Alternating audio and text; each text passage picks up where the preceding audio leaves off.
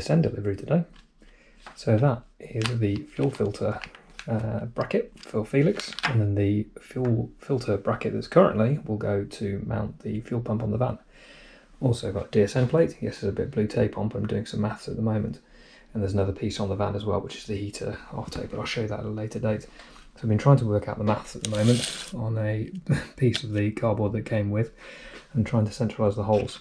So these look pretty big when they go on, but essentially, if you imagine them all lined up, they'll all go kind of like that, close together, and I get the heater valve finally. So I've got the pull, push, pull. The other one I'll put a blanking over it. So with this, what I'll have to do is roughly mount it where it's going to go on the van, draw around it, and then cut. I'm not looking forward to that, but it's a job with the angle grinder. So get on with this, because I've got the centre lines matched up now, and then we'll drill.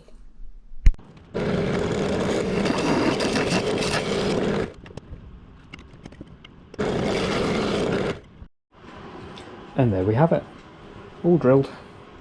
It's probably minor, but there's a bigger gap there than there is everywhere else. But the heat, you see where the heater valve's going in, and the other side's just been blanked. So moving into the van now, you'll be able to see, hopefully, with my trusted light. Yep, we've got it. My favourite light again. So I've got blue tape on there, and you can see I've marked out the holes and where I need to cut. So I will angle grind that out slowly, and then give it a clean up and fit the panel in as well. All the wiring's dropped down there, so nice and clear, and I'll have to cover up here because typically as I start grinding, sparks will go absolutely everywhere. I'm not having that. So we'll get on with that, cut it, and then try and fit it. What's the phrase? Any progress made is progress in general? I don't know. But I've got electricity in the car now. With all this installed, not permanent, I've got the switches in nicely with the heater control, and the heater is going to go to a valve that I got from T7. So this will hopefully mount all the way underneath, right at the back, and when I pull, it should open. But I think the throw is going to be too much, so what I might do is actually drill another hole and then trim that down, because I don't want that leaning out. I want to ideally mount this to the back wall, so I might bend this as well. So we'll see when it comes to getting around to that, but there you go, that's my solution for that at the moment. I'm also going to put a 12-volt socket in, because I've got a phone holder and I want obviously to power it. I've seen people put 12-volt sockets in the front, but I want to keep that as clear as possible. I might, because I've got a blank here at the moment, I might actually put a 12-volt socket in there, or at least 2 USBs. I think USB is going to be better, otherwise it was going to be like under here or here. So power on, you'll hear some clicking from the tacho. I still need to sort that out. Hopefully when the engine's running for the first time I'll sort this all out. But I've got my ECU light and I've got my ignition light on, so now they all light up, oddly enough. So I've got lights, and then when I click the other one, you'll see them brighten up. Difficult on camera, but as I select them, there you go. Hazard. I'm so glad that worked for camera. It didn't work before, but there you go, got that working.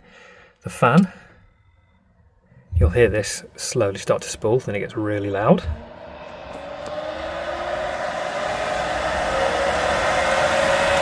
The loudest heater, and this, if you let's push it, you know it lights up. What's that for? That's my rolling anti-lag button.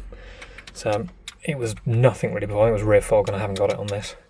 But it's working now. Also, you notice that my oil pressure and my coolant temperature have moved ever so slightly. So I've got these programmed in with the ECU at the moment, so no oil pressure, so it's at 0, and coolant temperature, with the garage being about 10 degrees at the moment, it's off. But I have tested these and heated the temperature sensor up and it starts to move, so I'm happy, and I've scaled it along with that one as well. So in the engine bay, I shall show you, I've now got sensors. So from left to right, I've now got the clutch pressure switch, which is for the launch control, the knock sensor, and the can't remember, the crank sensor. It's all in. Boost control, oil temperature, and now if I can move this, I've got my oil pressure. So oil pressure sensor's off the bottom, and the top is going to be the turbo oil feed. It's just a bit all over the place at the moment whilst I finish off. I've got the coil pack and a coolant temperature sensor, and it's all in the wiring loom. And then I've got this little earth here, and that is actually for the coil pack. So I'm going to mount this and put it all in and forget that ever happened as well. I've still got the lambda sensor wiring to sort out, but I can't do that until I've got the exhaust. That, I think I showed you previously, is for the fan. That's my positive feed. And then I've got the rest of the loom that comes through. Fuel pressure, inlet air temperature, injectors and drive-by-wire. So what I'm going to do next is put the panel back on, move this, arrange it so it all sits nicely, and then go and do the drive-by-wire, because no matter, this is the bag sport one, and that's going on that little pothole magnet, so it'll be in the same place, and the injector will be in the same place too. So I'll sort that out, wire it all up, sheath it, that's that done, and the last two bits will be that when I get my boost sorted. So I'll get that sorted, I'll show you in a bit. And there we go. And that's the wiring for the injectors. So you can see they've got a power and they've got a signal to each one.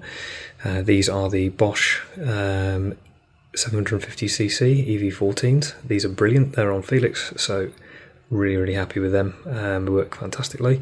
And the drive-by-wire wiring is done. As you notice, this is the one from Felix because she has the Bag Sport drive-by-wire throttle body, and stuff is happening with this at the moment. I'll reveal in a later episode, but for the meantime, let's get inside, calibrate it, and I'll show you that on the Haltech NSP. And this is the Haltech NSP. You've probably seen this in previous episodes. So I've already done the pedal, and that is a really simple process where you push the calibrate button, and then it says push to 100, all the way down to 100%. You push calibrate again, and it's done. Throttle body, so to do this is as simple as pushing the calibrate button, and it goes through a process. You can probably hear it. You may not. Typically. So it goes through its limits, regression, and now it's verifying it. You'll hear it clicking away. There we go. And it'll come back and hopefully say calibration good, which it has, and that's it done. And the beauty now is when I push throttle pedal, you'll see throttle position sensor work. Phenomenal. So all done. And the nice thing is now as well, I'm not getting any errors or ECU errors, and my orange light is out as well. And to prove a point, if I turn the ignition off and turn it back on, it'll come on and then go out. There you go. So that's all sorted now. And the nice thing is as well, you're starting to see a lot of the data come through with the sensors. So the coolant temperature sensor, it's very cold in the garage. So coolant is at 2 degrees. Oil temperature is at 2 degrees as well. Fuel pressure still to do. I've still got to plug that in. And the inlet air temperature sensor as well, because that's not plugged in. So at the moment they're defaulting to something randomly. The other thing is, if you remember, or if you've watched the other video series, I had a keypad in the little red pothole magnet, and I've got one here as well. So I've got one for the van, and this is as simple as plugging it into the CAN bus on the ECU. And it will be positioned in a similar place, so it'll be just down there under the dash. And it does look a bit superly bright orange, but with the Haltech you can change these as well. You can change the dimness. You can't change the colour, which is really annoying because I liked it in a probably a more red colour. But similar to what I've got on the other car, because I didn't want to change all the buttons all over the place. Have familiarity for both cars. So my boost, different settings, so that'll be off, and then you'll have 10, 15 and 20 psi, but it won't be running that high anyway, so still to work on that one. Got the anti-lag button, which is essentially all pops and bangs. Launch control, which is similar, so you push that on, push the clutch pedal all the way down, plant your accelerator, it goes to about 4,200 RPM, makes a bit of boost, let go of the clutch, off you go. And the other one, if you remember on a previous episode, again, I got the fan working, but I can override it. It's not on at the moment, but you can probably hear the relay clicking away, because I haven't got the fuse in. I'm trying to keep everything off until the last minute, but that's an override. And then these 4 will be cruise control, but I might change them up a bit, because I don't need 4, you only need 3, and then I can do another one be data logging or something. So I'll make a bracket, and I'll put that there, and I'll show you guys later. I did call this episode Van Interior, and it's used for storage at the moment. The passenger seat's there, but it does mean when I'm in, I've got more room to get around, get underneath the dash, etc. But that'll go in as one of the last things to do. Speaking of which, last things to do, I've got the headliner to sort out. I have got the frame, but I'll order it and it'll be black to match the rest of the interior. But then I can start tucking wires all in, and just pushed one in there. That's for the door switches. And one thing I am missing still, and I know he's working very hard on it, is the CAN display to sit there, because once you're in the passenger seat, I'll sit perfectly and I'll get all the information through. And I will then be able to put the dash top, which is here, in and cut 2 holes, because the Hawthorne bracket or pod is on the bolts, so that will go in nicely. Typically now I can't put it back on, but there you go, and that will be absolutely ideal with the driving position as well.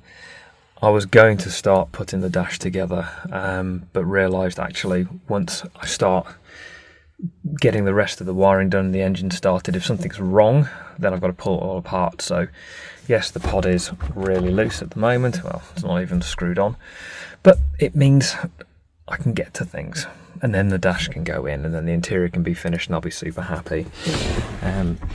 Underneath, I showed you before the valve. I've now got it on 2 silicon hoses. It's a bit dark in there, but hopefully you can see it. I've got the feed or the return, not entirely sure which one, and another silicon hose through, and then they will go through and pull this down just under there. So I've got to figure all that out and how to do it at the moment.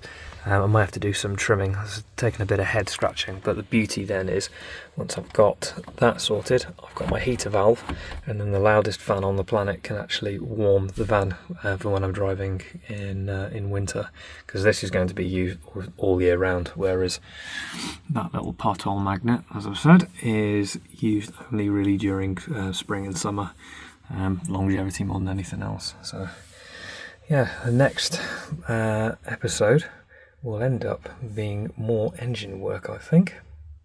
That's it for this episode, guys. Appreciate it's been a while since I pushed a video out, and this one's quite a short one because I just wanted to get the basics of what I'm doing with the interior out. The next one hopefully will be out shortly, with quite a large update, but in the future it may be a little bit longer between episodes, mainly because I've recently had a little baby girl with my girlfriend. So she was born at the end of October, and as you can imagine, taking up a lot of free time at the moment. So the time I do get to myself, if and when, I do spend it in the garage getting bits and pieces done. With Christmas approaching, hopefully I'll get a fair bit done, and with quite a large update as well in the engine bay, which you can probably work out what it is. But until then, thanks for watching, and see you in the next one.